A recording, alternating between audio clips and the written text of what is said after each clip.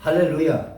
할렐루야. 예배 가운데 나오신 여러분 모두를 예수 이름으로 뜨겁게 환영합니다. 오늘 우리 하나님께서 예배에 나온 저와 여러분에게 주시는 생명의 말씀은 데살로니가전서 4장 16절로 18절 말씀입니다. 개역개정 신약성경 332페이지 나와 있는데요. 함께 써서 우리 한 목소리로 우리 합독합니다. 시작. 주께서 호령과 천사장의 소리와 하나님의 나팔 소리로 친히 하늘로부터 강림하시리니 그리스도 안에서 죽은 자들이 먼저 일어나고 그 후에 우리 살아남은 자들도 그들과 함께 구름 속으로 끌어올려 공중에서 주를 영접하게 하시리니 그리하여 우리가 항상 주와 함께 있으리라. 그러므로 이러한 말로 서로 위로하라. 여러분, 놀랍게도 오늘날 예수를 믿는다는 교인들조차도 예수님이 다시 오신다는, 예수님이 재림하신다는 성경에 기록된 진리의 말씀에 대해서 관심을 갖지 아니하려고 합니다. 아니, 예면하려고만 합니다. 그런데 여러분, 예수 믿는 우리에게 있어서 예수님의 재림은 그 무엇보다도 중요합니다. 예수님이 재림하시지 않는다면 우리가 믿는 이 믿음의 생활이 아무 의미가 없기 때문에 그래요. 가장 우리가 불쌍한 사람이 되어버리기 때문에 그렇습니다. 그런 연유로 기독교의 역사를 보면 그동안 예수님의 재림에 관한 논쟁이 얼마나 뜨거웠는지를 모릅니다. 그러나 안타깝게도 예수님은 왜 재림하셔야만 하는지, 그리고 예수님의 재림을 기다리는 성도는 어떠한 자세로 무엇을 준비해야 하는지, 이에 대한 뜨거운 논쟁보다는 예수님이 재림하실 것이다, 예수님이 언제 어느 때 어디로 재림할 것이다, 내 말이 맞다, 네 말이 틀리다, 그러면서 예수님의 재림의 때와 시기를 가지고만 논쟁을 하고 서로 싸웠던 것이 기독교 역사상에 우리가 그 기록이 기독교 역사였잖아요. 이제부터는 우리 믿는 자들은 예수님의 재림의 때와 시기를 알려고 하기보다는 예수님은 왜 재림을 하셔야만 하는가, 그리고 우리는 주님의 재림을 위해서 무엇을 해야 하는가, 무엇을 준비해야 하는가, 이러한 것들을 알려고 힘쓰고 있으면서 말씀을 상고하고 기도에 힘써야 될 줄로 믿습니다. 여러분이 왜 예수님은 재림을 하셔야만 할까요? 그리고 우리는 무엇을 준비하며 기다려야 할까요? 이에 대한 답들을 예수님께서는 갈릴리 지방의 독특한 결혼 문화 속에다가, 결혼 간섭에다가 아버지가 그 비밀을 숨겨 놓으셨어요. 그리고 갈릴리 지방의 독특한 결혼식 절차를 항상 기억하게 하시려고, 항상 기억함으로 말미암아 그 예수님의 재림의 때, 재림하신 예수님을 생각하면서 늘 준비하도록 하시려고 첫 번째 기적을 가나안 혼인잔치에서 행하신 줄을 믿습니다. 그러므로 오늘 우리가 갈릴리 지방의 독특한 결혼 문화, 결혼 간습을 알게 된다면, 그러면 왜 예수님은 재림하실 수밖에 없는지, 그리고 우리는 예수님의 재림의 때를 기다리면 무엇을 해야 하는지, 무엇을 준비해야 하는지를 밝히 알게 될 줄로 믿습니다. 여러분, 우리 신약성경 사복음서에 보면 예수님은 공생 기간 동안 주로 갈릴리 지역에서 갈릴리 출신 제자들을 제자로 삼고 그 갈릴리 지역에서 활동하면서 복음을 그곳에서 전하셨습니다.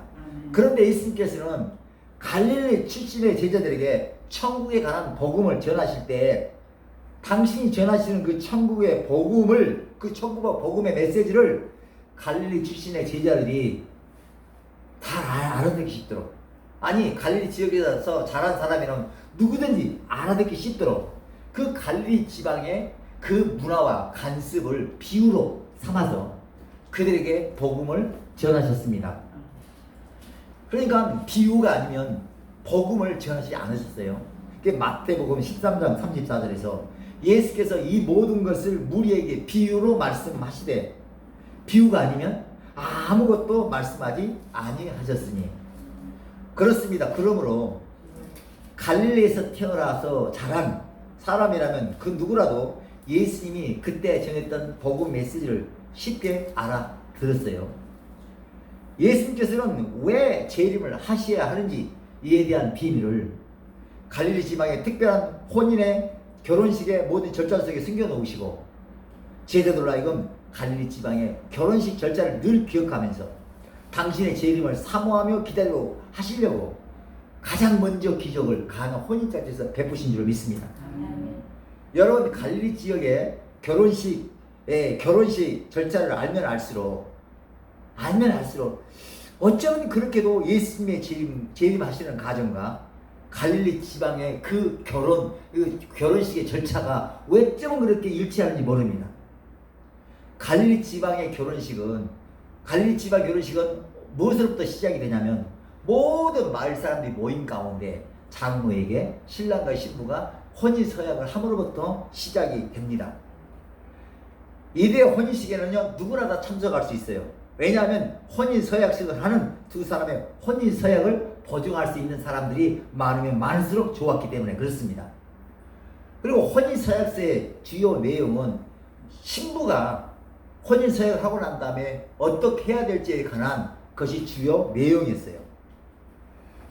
그러니까 신부가 이 혼인 서약서에 동의를 하고 난다면 그러면 그 이후로는요 혼인 서약서에 기록된 이 서약의 내용을 변개할 수가 없었어요. 신부가 훗날 그 서약서에 자신에게 불리한 혼인 서약이 들어있은 것을 발견했을지라도 그 혼인 서약서를 변개할 수 없었고 반드시 지켜야만 했습니다. 이렇게 신부가 혼인 서약식은 이렇게 돼요. 신랑이 포도주를 특별한 잔에다 따라가지고 신부에게 건넬 때 신부에게 사랑과 아버지의 정말 그 경건의 마음, 겸손의 마음을 담아서 신랑이 신부에게 이렇게 기쁨으로 잔을 건넬 때 신부가 그 잔을 받아서 마시면 혼인서약이 이루어졌고, 근데 신부가 만약에 그 포도주 잔을 밀치고 마시지 아니하면 혼인이 파기가 되었어요. 그러므로 청혼에 대한 가부 결정권은 누가 지고 있었냐면 신랑이 아니라 신부에게 주어졌던 거예요. 신부가 청혼을 생각하게 되면 신랑은 혼인서약식에 참석한 모든 사람들이 다 들을 수 있도록 신랑은 신부에게 이렇게 선포합니다. 당신은 모세의 율법에 따라 선별되었어.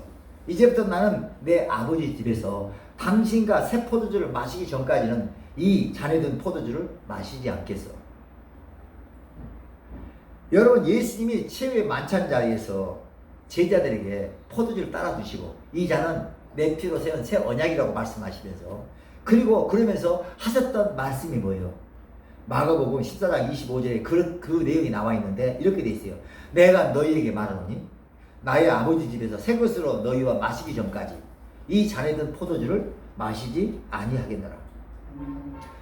여러분, 신랑이 신부를 향해 이렇게 선포함으로써 약혼은 성사되었지만, 그러나 약혼 서약식은 결혼을 위한 첫 단계에 불과할 뿐입니다.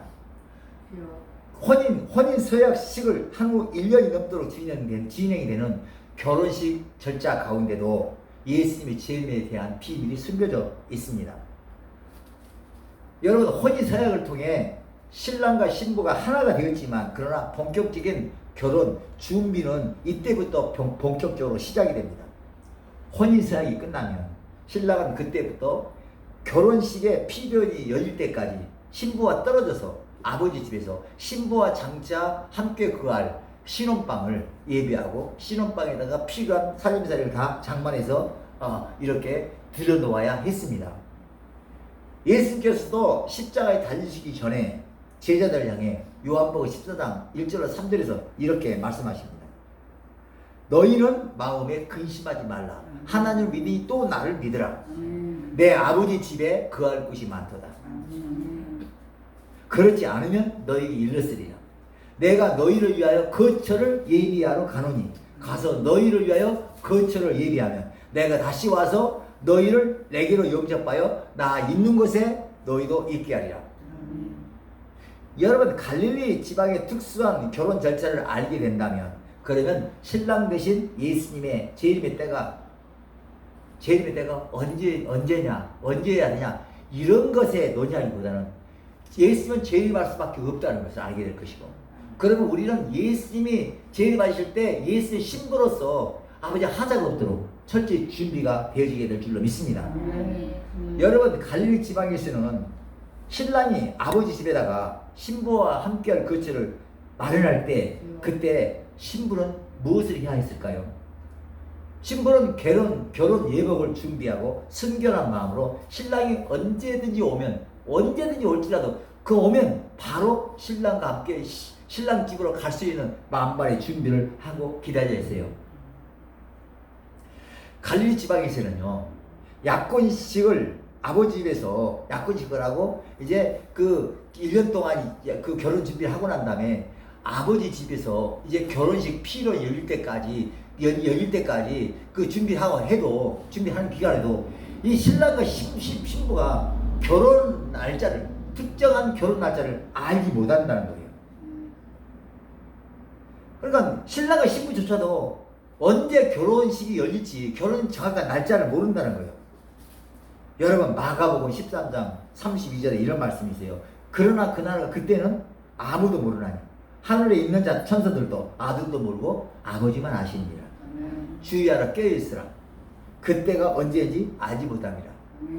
그렇습니다. 갈릴리 지방의 결혼식 그 절차 가운데 보면요, 결혼식의 날짜를 글쎄 결혼할 당사자인 신랑과 신부도 모른다는 것입니다. 오직 한 사람은 아는데 그 한 사람이 뭐냐면 신랑의 아버지만 안다는 거예요. 그러나 그날과 그때는 아무도 모르나니 하늘에 있는 천사들도 아들도 모르고 아버지만 아시느니라. 주의하라 깨어있으라. 그때가 언제인지 알지 못하리라. 여러분요, 결혼식 준비를 신랑이 다 마치고 나면 아버지가 허락할 때까지 신랑은요, 아버지의 허락만을 학수고대 기다려야 해요. 그 결혼식 그 신부를 맞이할 집을 다 마련하고 신랑이 그 다 마련하고 아버지의 그 처분만을 바라보고 있을 때, 아버지의 명령을 바라보고 있을 때 그 신랑의 마음이 어땠을까? 얼마나 신부가 보고 싶었을까? 보고 봐서 마음이 설레고 또 설렜을 것이에요. 여러분 우리의 신랑 되신 예수님께서도 우리와 결혼할 준비를 다 마치시고 지금 아버지 하나님의 허락만을 학수고대하며 기다리고 계신 줄로 믿습니다. 여러분 오늘날 교회에서 가장 치열한 논쟁거리가 무엇입니까? 예수님의 재림을 예수님조차도 모른다고 하셨는데, 그런데 그 재림의 때와 시기를 나는 안다고 하는 사람들 때문에, 그런 거짓 선지자들 때문에, 그래서 그로 인해 갖고 또 안다고 언제다고 그때와 시기를 말했는데 그때와 시기가 되면 또 그때 재림 오지 않아. 그러니까 그때 또 다른 말을 해. 그러니까 섞은 것이 몇 번이란 말이에요. 그러니까 이제는 예수님의 재림에 대한 설교를 간단해서 하기만 하면 성도들이 극구 귀를 막아버리잖아요. 더 나아가 예수 믿지 아니하는 사람들에게 세상에 나가서 예수님 곧 재림하십니다. 예수 믿고 천국에 들림받으세요. 그러면요, 저 미쳤냐? 미친 사람 받기가 딱 안 맞아요.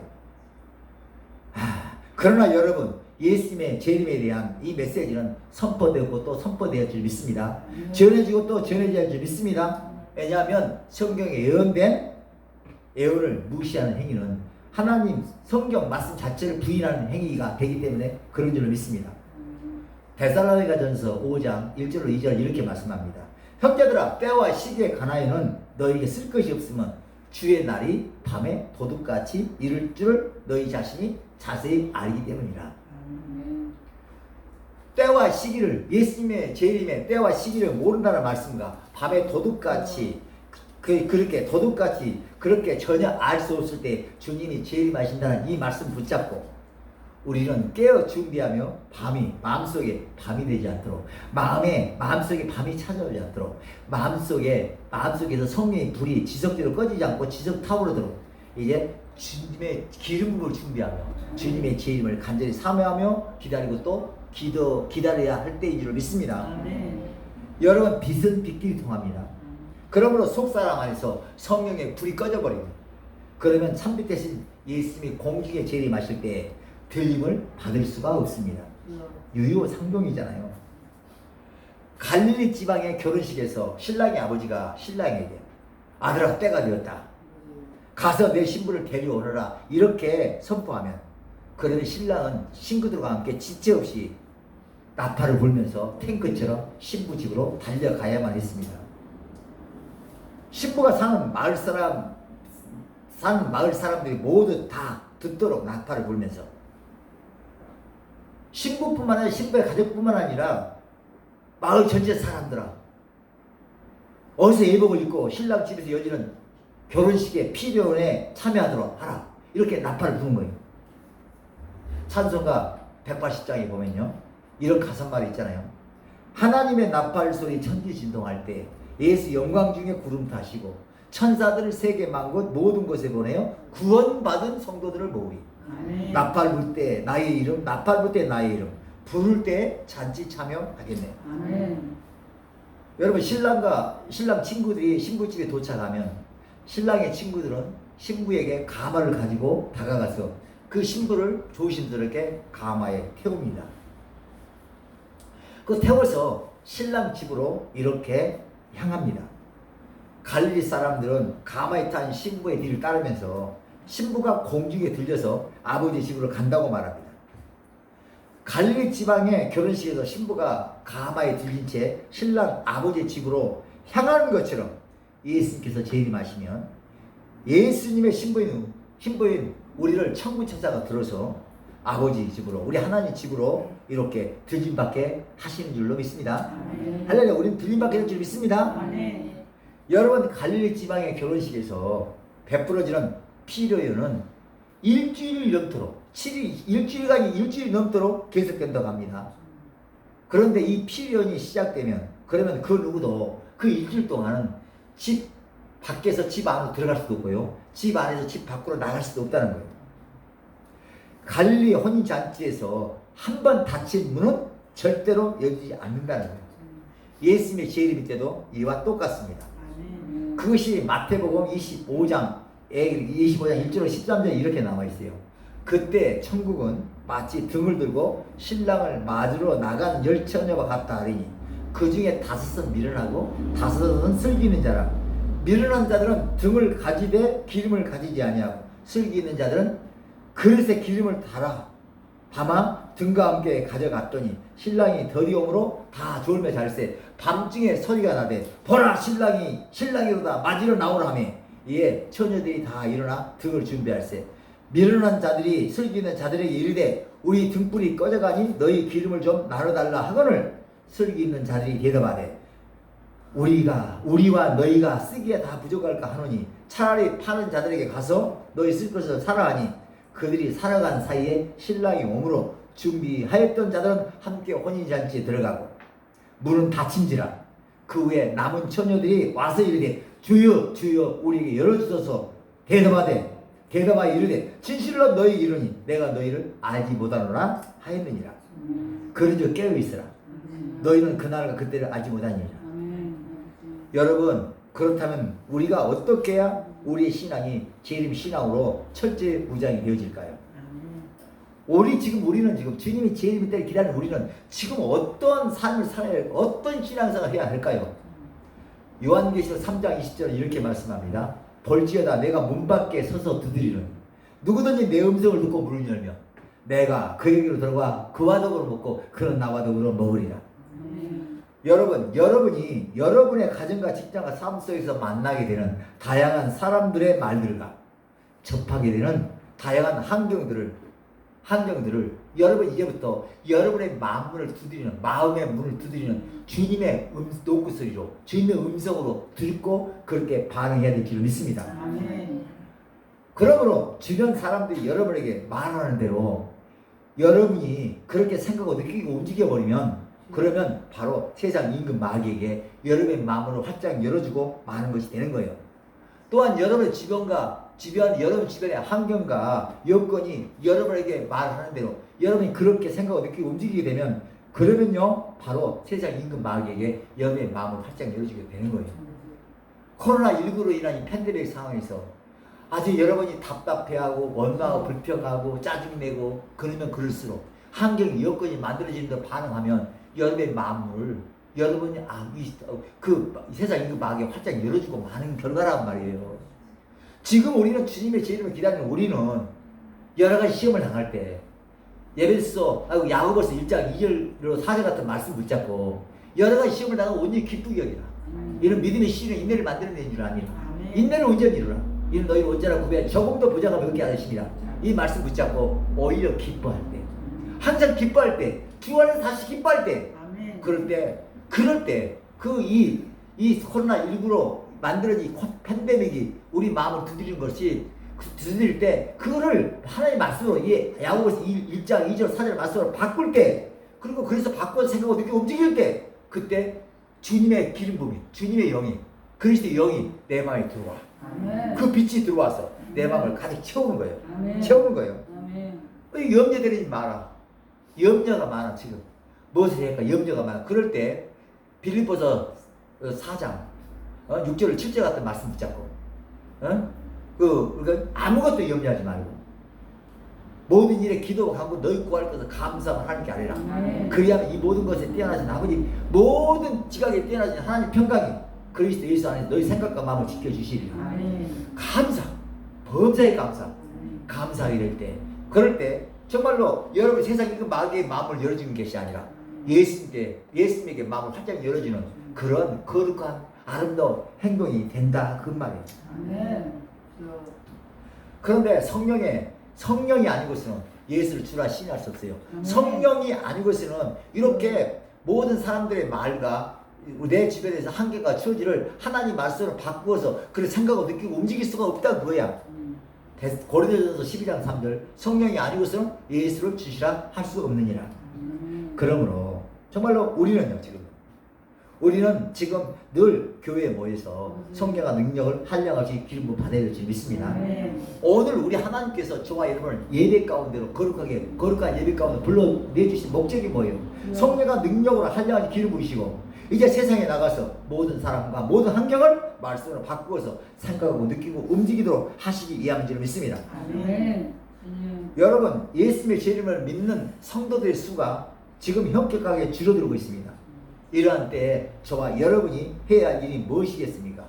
그 어느 때보다도 예수님의 제 이름을 또 알리고 또 알려야 할 때인 줄 믿습니다. 목사님은 강단에서 힘있게 주님의 제 이름을 아버지 선포하고 성도들은 삶 속에서 그것을 그대로 선포할 때 정말로 한 영혼이라도 정말로 예수의 신부로 단장되어지는 그런 역사가 있게 될 줄 믿습니다. 지금 코로나19로 인한 팬데믹으로 인해 교회가 위축이 되어 있습니다. 그런데 초대교회는요 로마 한계의 그 혹독한 핍박에도 불구하고 더욱더 흥황했습니다. 그렇다면 무엇이 이렇게 초대교회가 로마 한계의 그 혹독한 핍박에도 불구하고 위축이 되지 아니하고 오히려 교회가 만물 안에서 만물을 충만케 하신 이의 충만으로 이렇게 작동이 되어졌을까? 여러 가지 이유가 있지만 그 중에 최고의 그 이유는 초대교회 성도들의 신앙이 재림 신앙으로 철저히 무장이 되었기에 저는 그런다고 믿습니다. 오늘 우리가 지금 이 시점에서 우리가 해야 될 것은 재림 신앙으로 우리가 무장되어야 돼. 무엇을 먹을까, 무엇을 마실까, 무엇을 입을까에 그 초점이 맞춰진 것이 아니라 먼저 그의 나라와 그의 의를 구하는 신앙으로 급속히 변화가 돼야 돼. 정말로 모든 사람과 모든 환경을 이제 성령의 인도를 따라서 바꾸어서 생각하고 느끼고 움직일 때 그때 우리 안으로 그리스도의 영이 막 들어와서 우리 몸이 밤이 되지 않냐고 빛난 낯이 되어서 그래서 주님의 공중에서 참빛된 주님의 공중에 재림하실 때 이리로 올라오라 했을 때 빛은 빛길 통하잖아요. 순간적으로 들림을 받게 될 줄로 믿습니다. 근데 주님이 언제 재림하실지 때와 시기는 우리가 알 바 아니란 말이에요. 주님의 주님의 재림의 때와 시기를 그 알려고 하는 그 시간을 이제 주님의 재림을 준비하는 시간으로 만들어내요. 반드시 오신다 믿고, 그러나 그때와 시기 나는 모른다. 그렇기 때문에 오늘 철저히 준비한다. 오늘 언제 올지 모르는 다급한 심정으로 나는 준비하겠노라. 그렇게 고백하는 여러분 되시고 그렇게 실천하는 여러분 되시길 축복합니다. 지금은 주변 사람들이 말하는 그 말을 액면 그대로 듣고 생각하고 느끼고 움직이면 여러분 세상의 그 마음의 마음을 활짝 열어주고 마는 거예요. 여러분이 지금 주변 환경과 여건이 지금 여러분에게 여러분을 이렇게 여러분의 감정을 여러분의 지각을 이렇게 혼돈스럽게 할 때 그대로 반응하면서 가슴 치거나 원망하고 불평하게 되면요, 여러분이 여러분의 마음을 마귀에게 활짝 열어주는 결과란 거예요. 그러나 여러분이 그거를 그 모든 말들과 그런 환경과 처지를 그때그때마다 성령의 인도를 따라서 말씀으로 바꿔서 그렇게 생각하고 느끼고 움직인다면, 그러면 여러분의 마음문이 제대로 예수님한테 활짝 열어지게 될 것이고, 예수 그리스도의 영이 여러분 안에 들어와서 재림, 신앙으로 무장이 될 줄 믿습니다. 언제 예수님이 공중에 재림하실 때 언제든지 우리는 들림받을 수 있는 그런 아름다운 신부로서요 단장이 될 줄을 믿습니다. 주께서 호령과 천사장의 소리가 하나님의 나팔 소리로 친히 하늘로부터 강림하시니 그리스도 안에서 죽은 자들이 먼저 일어나고 그 후에 우리 살아남은 자들도 그들과 함께 구름 속으로 끌어올려 공중에서 주를 영접하시리니 그리하여 우리가 주와 함께 항상 주와 함께 있으리라. 그러므로 이러한 말로 서로 이루하라. 이제부터 주님 재림하신다고 서로 권면하고 이루하면서 이 어려운 때를 이겨나가는 저와 여러분 되시기를 예수 이름으로 축복합니다. 할렐루야. 할렐루야. 찬송가 이게 찬송가 180장 우리 찬양하실 때 놀라운 하나님의 은혜가 임하게 될 줄로 믿습니다. 할렐루야.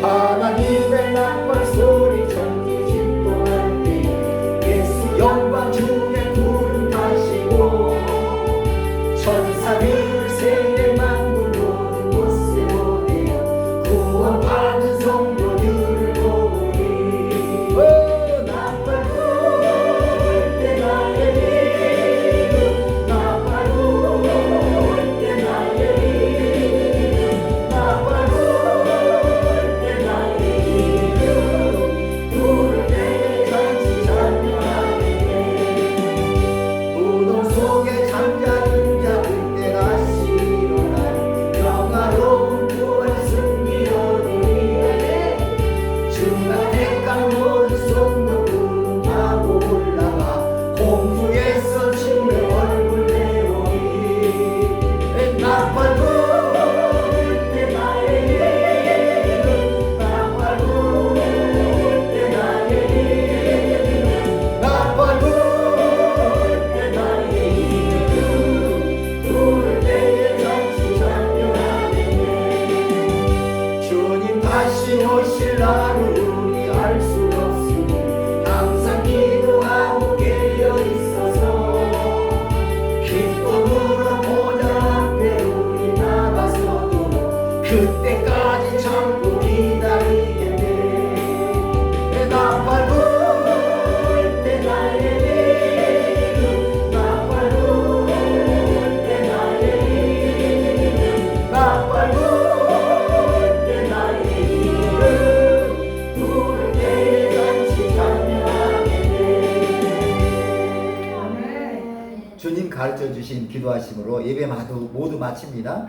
하늘에 계신 우리 아버지여 이름이 거룩히 여김을 받으시오며 나라 임하오시며 뜻이 하늘에서 이루어진 것 같이 땅에서도 이루어지리다. 오늘날 우리에게 일용할 양식을 주옵시고 우리가 우리에게 죄 지은 자를 사하여 준 것 같이 우리의 죄를 사하여 주옵시고 우리를 시험에 들게 하지 마옵시고 다만 악에서 구하옵소서. 대개 나라와 권세와 영광이 아버지께 영원히 있사옵나이다. 아멘.